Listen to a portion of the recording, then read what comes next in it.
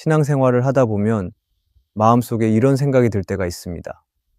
내가 하나님을 믿고 따르는데도 왜 이렇게 힘든 일이 자꾸 생기는 걸까?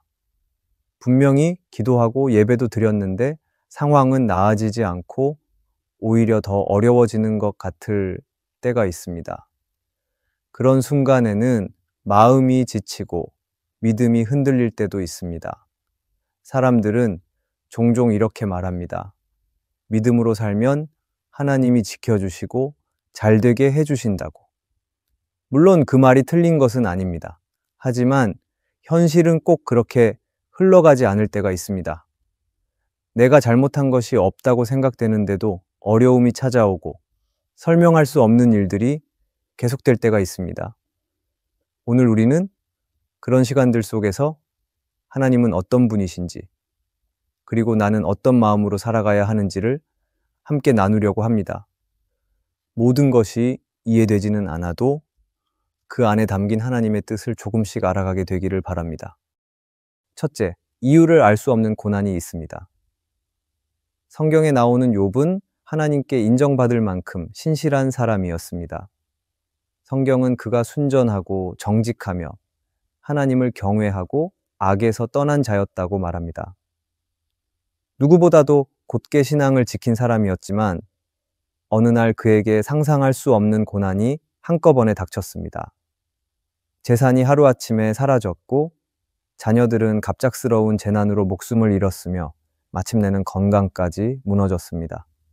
한 사람에게 벌어진 일이라고는 믿기 어려울 정도로 연달아 불행이 덮쳐왔고 그 모든 고난은 예고도 없이 다가왔습니다. 욥은 왜 이런 고난을 당해야 했는지 알지 못했습니다. 그리고 하나님께서도 그 이유를 설명하지 않으셨습니다. 오히려 침묵하셨습니다. 우리는 성경을 통해 그 이유를 알지만 욥 자신은 아무 설명도 듣지 못한 채 하루아침에 모든 것을 잃은 현실과 마주해야 했습니다. 그는 하나님을 떠난 것도 악을 행한 것도 없었습니다. 그런데도 고난은 피하지 않았고 오히려 더 깊고 아픈 자리로 그를 이끌었습니다. 이런 욥의 이야기는 먼 옛날의 특별한 이야기로만 끝나지 않습니다. 지금 이 시대를 살아가는 우리도 전혀 예상하지 못한 고난을 마주할 때가 있습니다.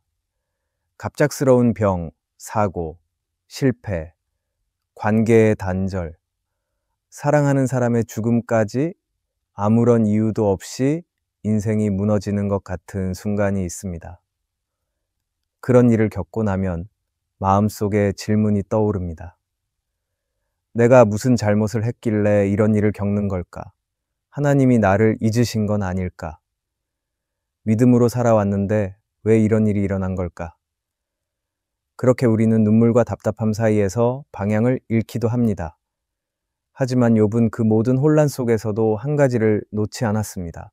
바로 하나님을 향한 경배의 태도입니다. 욥은 설명할 수 없는 고난 앞에서 하나님을 원망하지 않았고 오히려 하나님을 향해 무릎을 꿇고 예배했습니다. 그리고 이 믿음의 태도는 고난의 이유를 몰라도 하나님은 여전히 신실하시다는 고백에서 비롯된 것이었습니다. 우리도 마찬가지입니다. 때로는 이유를 모른 채 고난을 통과해야 할 때가 있습니다. 설명되지 않는 고통, 받아들이기 어려운 상실 속에서도 우리가 붙들어야 할 것은 상황이 아니라 하나님입니다. 모든 것을 아시는 분이 하나님이시며 이유 없는 고난에도 분명히 하나님의 뜻이 있다는 사실을 믿는 것입니다. 물론 이유를 알 수 없는 고난은 분명히 우리를 흔듭니다. 하지만 동시에 그 고난은 우리의 믿음을 시험하고 하나님 앞에 더욱 깊이 서게 만듭니다.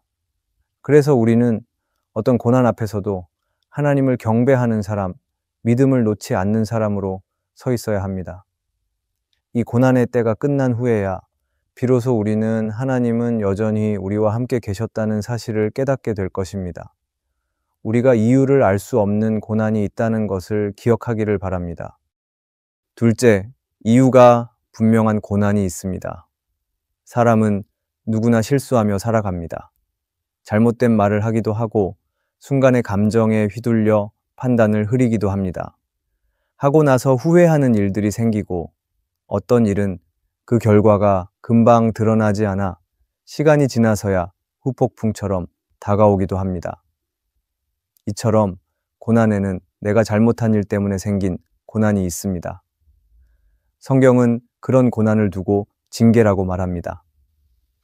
그런데 이 징계는 무섭게 혼내는 벌이 아닙니다.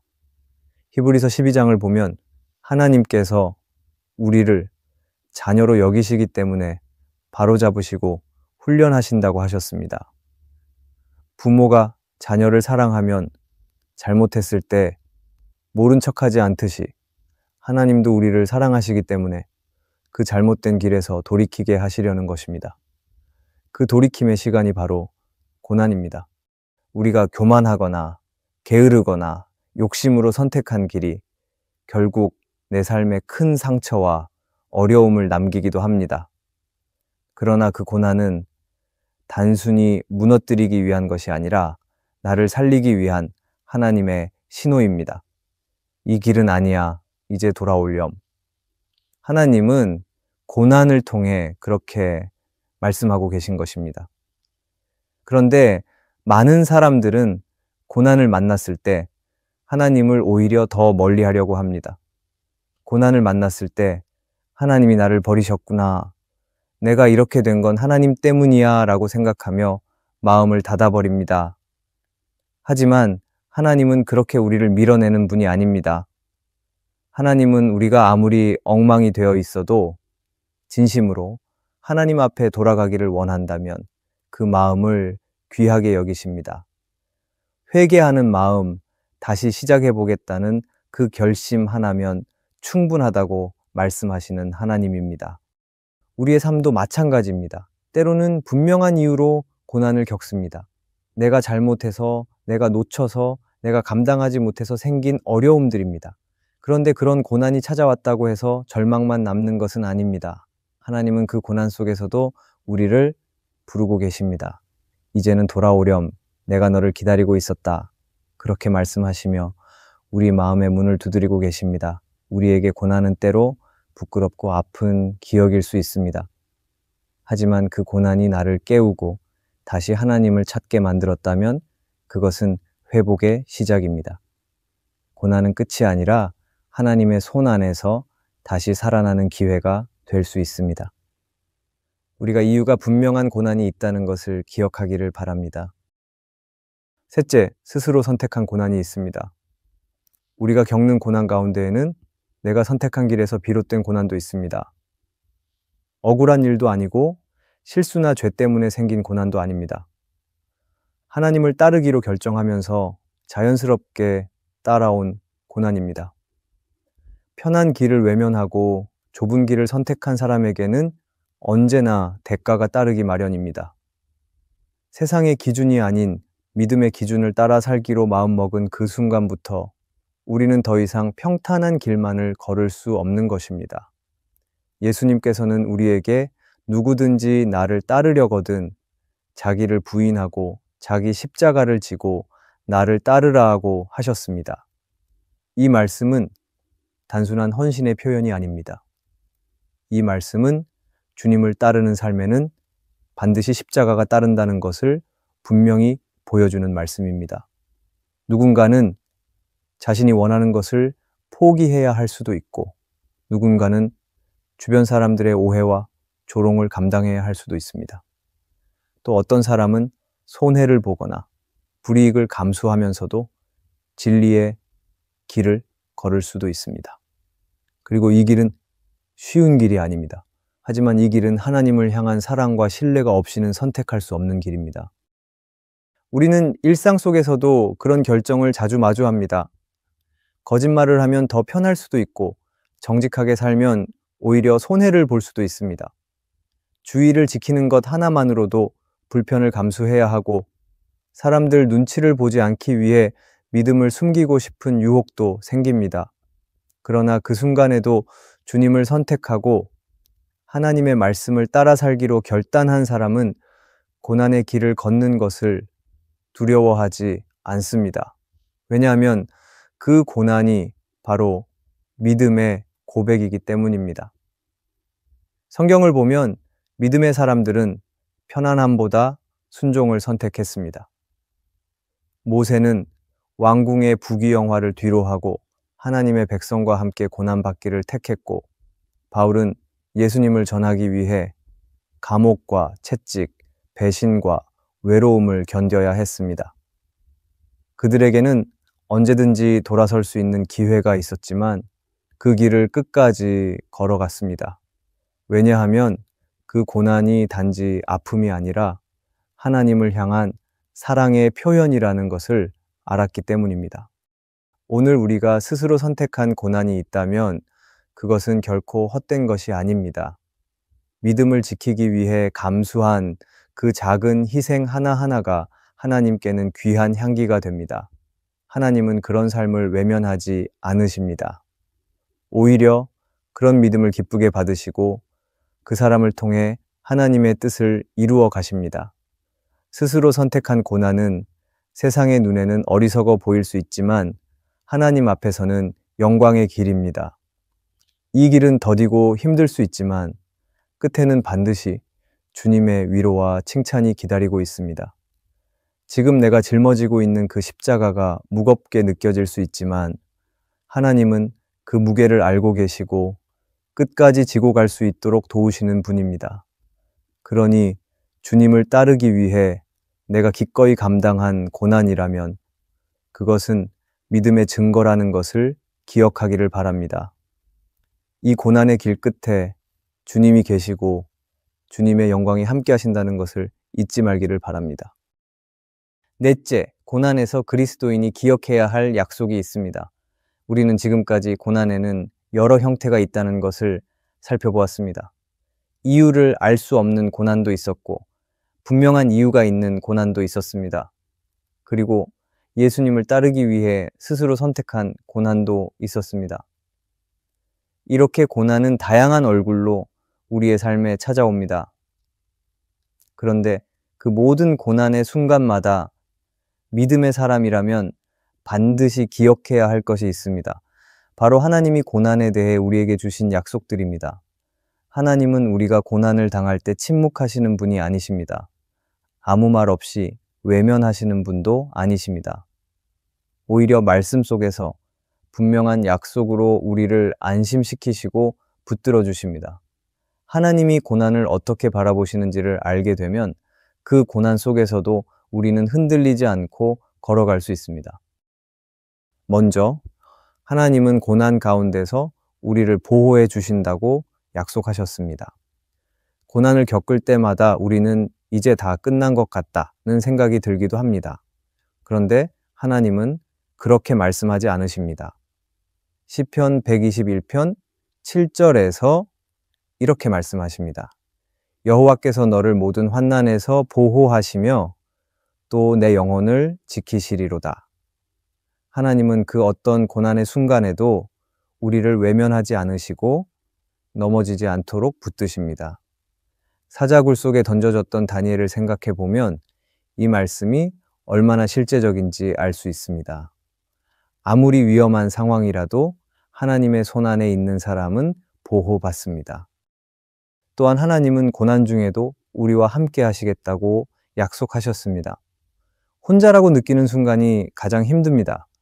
아무도 내 마음을 모른다고 느껴질 때, 사람의 말도 위로가 되지 않을 때, 우리는 더욱 하나님을 찾게 됩니다. 하나님은 그 순간에도 분명히 우리 곁에 계십니다. 이사야 43장 2절은 이렇게 말합니다. 네가 물 가운데로 지날 때에 내가 너와 함께 할 것이라. 강을 건널 때에 물이 너를 침몰하지 못할 것이며 불 가운데로 행할 때에도 타지 아니할 것이요 불꽃이 너를 사르지도 못하리라. 하나님은 고난을 없애주시겠다고만 하지 않으셨습니다. 그 고난의 한복판을 우리가 지나가야 할 때에도 하나님이 함께 하시겠다고 하셨습니다. 불 속에서도 타지 않았던 사드락과 메삭과 아벳느고를 기억하기를 바랍니다. 그들을 지키신 하나님은 지금도 우리를 떠나지 않으십니다. 그리고 하나님은 우리가 감당할 수 있는 만큼만 허락하시고 피할 길도 함께 주시겠다고 약속하셨습니다. 고난이 깊어질수록 우리는 더는 못 견디겠다는 말이 나옵니다. 그런데 고린도전서 10장 13절은 이렇게 말합니다. 하나님은 미쁘사 너희가 감당하지 못할 시험 당함을 허락지 아니하시고 시험 당할 즈음에 또한 피할 길을 내사 너희로 능히 감당하게 하시느니라. 이것이 하나님의 성품입니다.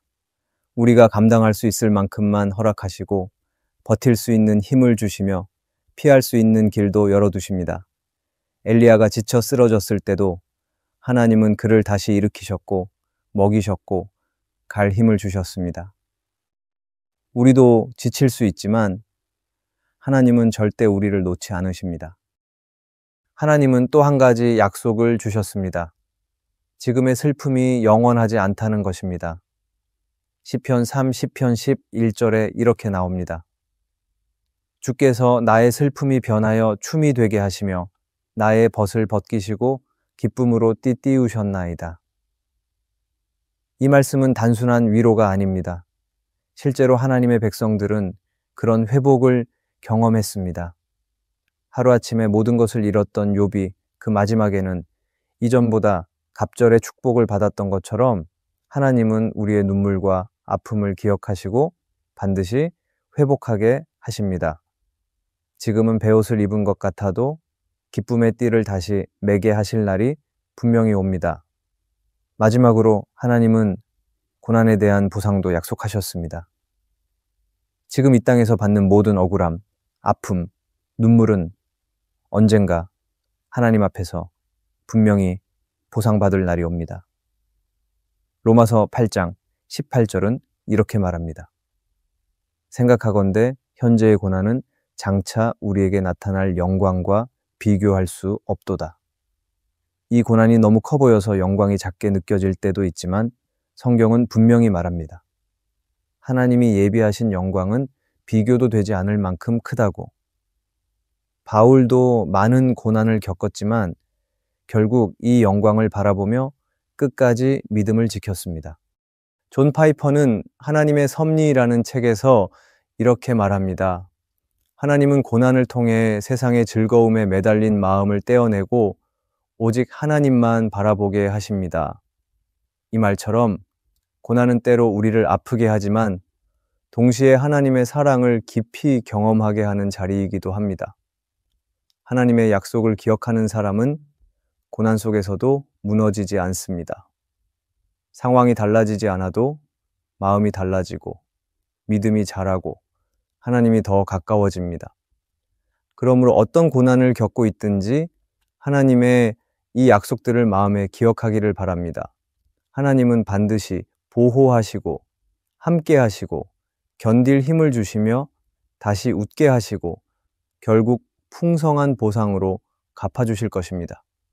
고난 속에서 이 약속들을 믿음으로 붙드는 사람이 결국 승리하게 될 것입니다. 오늘 우리는 고난에 대해 함께 나누었습니다. 설명할 수 없는 고난도 있고 분명한 이유가 있는 고난도 있으며 믿음으로 살기 위해 내가 선택한 고난도 있습니다. 이처럼 고난은 누구에게나 다가올 수 있고 어떤 형태로든 우리의 삶을 흔들 수 있습니다.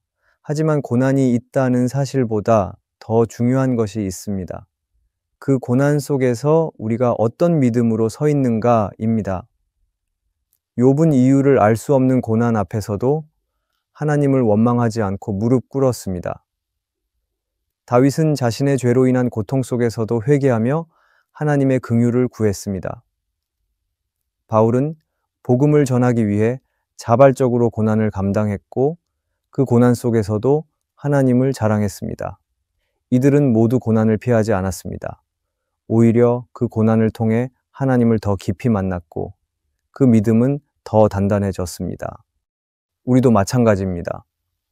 고난이 찾아오지 않도록 기도할 수는 있지만 그 고난이 찾아왔을 때는 그 안에서 하나님을 바라볼 수 있어야 합니다. 고난이 믿음을 무너뜨리는 것이 아니라 오히려 믿음을 증명하는 자리가 되어야 합니다. 그리고 하나님은 그 믿음을 결코 외면하지 않으십니다.